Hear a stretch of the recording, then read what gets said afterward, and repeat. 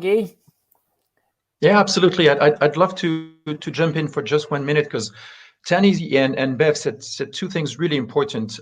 Tani talked about inspiring people, and it's definitely about inspiring and empowering, not just with SDG 3, which is good health and well-being for all, but also with SDG 17, which is the partnerships for the goal. And partnering with groups is one thing, partnering with cities is another. So many mayors want their cities, now that they're reopening, to be considered as cities that are, should be considered as cities where to live, to work, to play, to visit.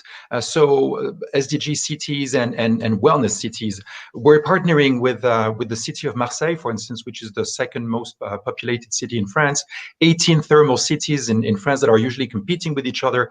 But on the World Wellness Weekend, they decided to organize each of them an activity around the weekend, but all of them will do something at 11:03, because, and to answer Beth's comment about creative, it's not just about organizing fun activities where people can run, can walk, can hike and bike. It's also adding fun to those 3 letters of SDG. If we can add FUN, fun, it's really important, because we've been hammered with anxiety, hammered with stress, with adrenaline, cortisol, and thrombine, which is the enzyme that is creating blood clots and thrombosis.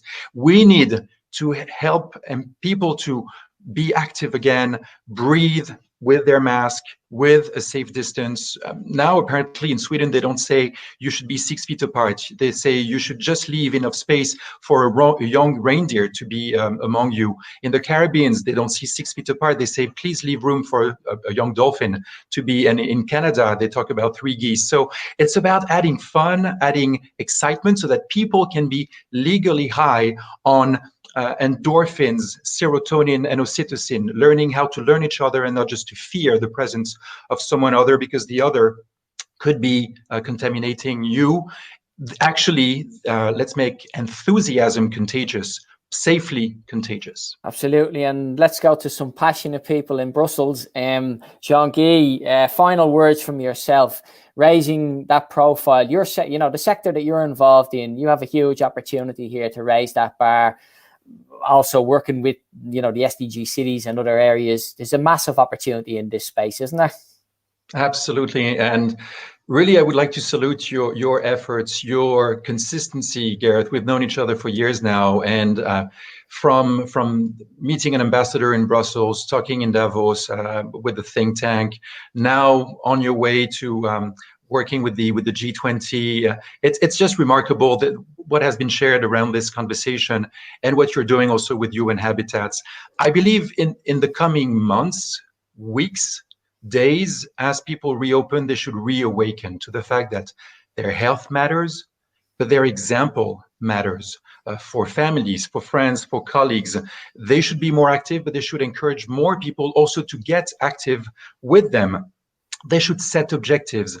They should measure their progress. They should salute and celebrate their achievements. And I believe each week, each weekend, if someone does something for sleeping more, eating better, being more active, being more mindful, use a piggy bank, use a sock, use a glass, use a cup, wherever you can put in a coin or a banknote. Some people, like silent collections, but the idea is get some money and then donate it to a local charity, donate it to an NGO, so that you can be the hero of your own health, of your own life, and you can be the hero of somebody else's life who absolutely needs so much more. So if not now, when? And if not you, who?